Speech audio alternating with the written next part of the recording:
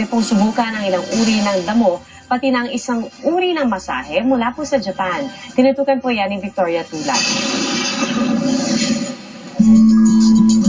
Stroke, heart attack, at asthma. Kaya raw maiwasan sa pamamagitan ng masahe. Yan ang advokasya ng dating kalihim ng Department of Health na si Dr. Jaime Galvestan na nanguna sa seminar kanina tungkol sa shiatsu, isang klase ng masaheng nagmula sa Japan. Ang principle ng shiatsu, tinatanggal na lahat ng negative energy. Pagtapos na lahat, matanggal na lahat, ibabalik naman niya ang tinatawag nating positive energy.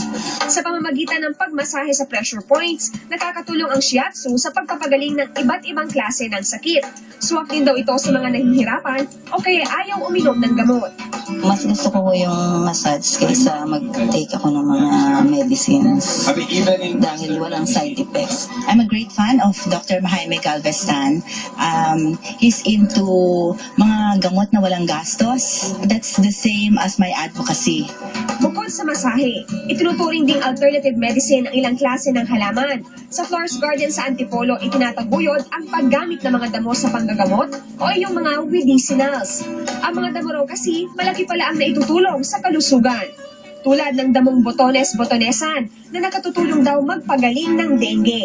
Ang talinum naman ay mayaman sa vitamin C, habang ang takip kuhol ay nagpapatalas daw ng memorya. Kung minsan you cannot find a doctor, we should not lose hope, especially our, the people in the province. It's very rich, nandun lang sa tabi-tabi nila.